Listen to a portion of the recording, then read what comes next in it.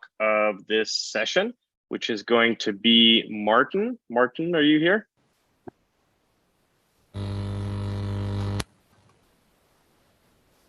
Hey, hello. My computer thinks that you can hear and see me.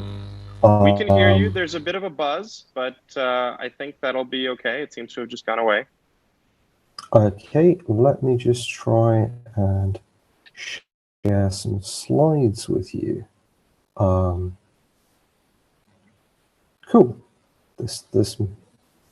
I know. I mean, it looks good for me. Does it look good for anyone else? Looks good. Yeah. So Martin is one of the key developers in the CBC project. He actually gave a talk at one of the community meetings, I think a bit over a year ago, which is very cool. And today he'll tell us a bit about verifying programs with trigonometry in them. Go ahead. Yeah. So David said that he was the comedy relief. I think maybe actually, I don't want to try and one-up him on that, but I think I might be, because I'm probably going to tell you about what doesn't work. So things that might work. I've got a finite state transducer and I want to prove some things about it. Okay, well that sounds potentially doable. It's got a finite input language. Okay, again, you know that this is good. 2 to the 32 input letters. I mean, means you've got to do something symbolic, but this feels tractable. Total state, 128-bit. Like, this really feels like the kind of thing that we should be able to deal with. You know, we've got some good sat solvers. Yeah, so let's have a look at my transducer. Oh, yeah. So this is actually from the wonderful C-Sound project. This is one of their audio filters. And we've got a lot of floating point stuff here, but we've also got trig functions. We've got cos of the angle. And we've got power, and we've got sine. Okay. So how could we do something about that? So I was at Oxford for a while, so I asked Daniel, and he says, oh, look, simple. Just inline the LIBRA implementation, feed the lot through CVMC, it'll be fine. Yeah, so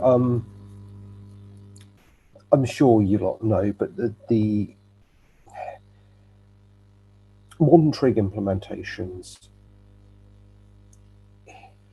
the cost and the complexity involved really start to rise. You can write a very bad and simple trig implementation, but the more accurate you want it to be, the more expensive it is.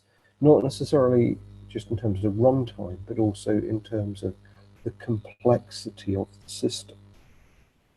And generally, they're done by sort of reducing your input mod pi or pi by 2 or pi by 4. Compute an approximation, and then construct the result. So, okay, let's look at that. So the reduction. Cool, it's just a remainder. Right, how many digits of pi do we do the remainder with? Well, that depends on how many bits you want out and how many bits will cancel out. Okay, how many bits cancel out? Good question. Turns out there's a wonderful, wonderful continued fraction algorithm for this. And this gives some surprising results. In single precision, the top line here is the number closest to pi. And that gives you an error about machine epsilon. Okay. However, once you get further down, there's a number here which is about 500 and something, is actually quite a lot closer to a multiple of pi. And the same holds true with double, except in double, you've got a number that's, I don't know, about 100. So these are very much numbers that would actually turn up in a computation. And this is the point where I'm just going to be mean, because I'm doing this then with the x87 unit, and famously, if you try and take you do range reduction on the x87 unit, well, it only uses 68 bits of precision for the pi, so it will truncate your answer. The correct answers are at the top. However, it's actually quite a lot worse than that, because working through this continued fraction method, you find that there are some inputs like this one here, which are, I make that out by a factor of 2 to the 58.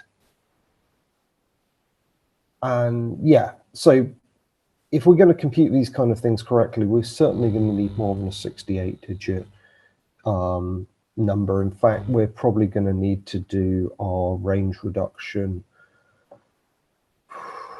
I mean, at least twice the number of significant bits. And for those of you who've used CVC5 or any of the other SMT solvers, doing a very high precision modulo is already expensive. Oh, and then there's the polynomial approximations. And then there's the multi-precision arithmetic, because most of the implementations that Daniel said, oh, just use one of those. Well, because they're designed for actual hardware we have, they don't have easy access to doing a remainder in, 164 bits or something. So you get constructs like this. And it gets worse, because your range reduction produces an interval, because it's mod pi. And then your polynomial also produces an interval, because it's only an approximation. And what if that interval straddles a rounding boundary? Well, what do we do? Well, we could do it in even higher precision. And, at some point, you just got to stop. Current program verification tools, current SMT solvers, automated reasoning tools, they can't handle trig libraries as are written for use in, libc, this kind of thing. And to be honest, I don't think anyone's going to fix it. I think the world probably only has a handful of people who might feel inclined to fix it. And I think I've talked to many of them, and they've all just gone, hell no, we're not doing that. Not unless someone pays a vast amount of money. Okay, so if we want to reason about our code that uses trigonometry, we can't just take the actual code that gets run. Okay, so who else could we ask? We've asked Daniel. Let's ask Tony Hoare. And it says, well, it's simple, pre and post conditions. So this is the classic deductive verification approach. You write precondition, which for most of the library functions to be empty. You write a post condition which says, well, what gets returned meets this formula, and then you can use that pair instead of the implementation of the trig function. Great.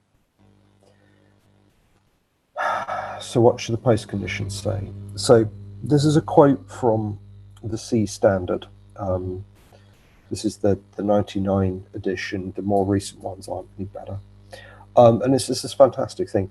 The accuracy of floating point operations of the library functions that return floating point results is in implementation defined. The implementation may state the accuracy is unknown, which, Sam was just talking about informal specs. I mean, I think this is quite an informal spec. And the terrifying thing is that if you look at other language specs, this is actually good. right? Most languages just don't even talk about how precise must your math functions be.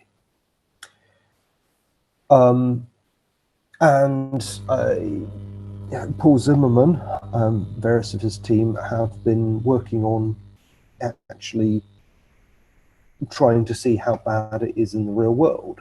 And so here we have a whole bunch of different math library implementations of functions and the maximum errors. If you want to know more about this, ask Paul, it's his work. But the point here is that almost all of the implementations people are currently using do not return the correct result. They're normally within what maybe wrongly rounded or maybe 1 ULP, but okay, how are we going to formalize this? And then you start thinking about, okay, right, well, we'll just write some maths to describe what it does. And you start trying to do this and you realize that if you know, a function which is sort of the perfect sine, you take a floating point number, you turn it to a real, you compute the sine, and you turn it back to a float. Okay, yeah, it's got some really wonky properties. So about 75% of the inputs, it's linear. Because once you get to, there's a lot of very small floats, and they are basically x cubed over 6 is very, very, very small. Also, once you go over about 2 to the 27, so this is another 40% of floats, the sign just kind of oscillates chaotically. And obviously, it depends what you're trying to verify about your system. But if you know, are we honestly saying your control system is safe because it happens to follow the exact chaotic iteration of the sign? It doesn't work for me. Yeah, so again, I can't see that there is an accurate and reasonably performing way of writing a post condition for what an actual sign implementation does. So, well, what could we do? And at this point, genuinely, I would love to hear other people's ideas. I would love to hear other suggestions. Okay, so maybe people are going to save us. I noticed that we've got several talks on correctly rounded high-performance math libraries coming up. I'm really excited by those because that might actually mean that we've got a sensible spec to implement. I think, you know, we can leverage these kind of bizarre behaviors to kind of do multi-levels of specification, you know, so we can write, well, you know, for small values, you know, you just return X, F, the input. Slightly larger values, it's basically that, or, you know, 1 ULP out. The larger ones, you know, for actually a surprisingly large number of things, just a stupid approximation like x minus x cubed over 6 actually works well enough. And for the high ones, so I think it might be possible to generate a series of these specifications, starting with the cheap, simple ones.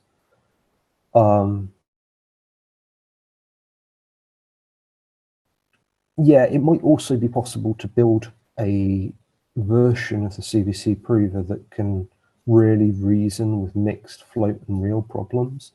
I think it's doable, but it seems to require some bizarre result about the existence of epsilon balls within the cells of a cylindrical algebraic decomposition, something like that. And yeah, so I believe someone can do it. I just don't know if it's me. So what are we going to do? How on earth are we going to verify code that uses trigonometry? Inline the implementation and fix the solver. I just can't see it happening. Write a pre and post condition. No, not seeing it happening. Really support all the people building correctly rounded implementations. Tell all of our users we're only going to do correctly rounded implementations, and if you want to verify code with a non-correctly rounded trig implementation, then you're wrong. And maybe get this into an SMT solver. I don't know. So thank you very much for your time and attention. And I would love to hear from some people who could help me with this one, because yeah, I mean, I've been trying to solve this for a few years, and the best I've got is a talk full of things that don't work. Anyway, I think I'm over time now, so I'll stop. All right, thank you so much, Martin. We are a bit over time, so I'm going to cut the Q&A short, but there are a couple of questions in the Slack, so you can attend to those during the break. I think we're at the end of session 2, and as Martin previewed a little bit, we're going to have actually quite a few talks on correctly rounded math libraries in the 3rd session. So we're going to take a half-hour break. I'll see you all back here after you all make another pot of tea or have lunch or whatever it is you're going to do during the break. And then we'll be back for session number 3. And Mark, I'm going to kick you out of screen sharing if I could. Or maybe if you could unshare. Yeah, perfect.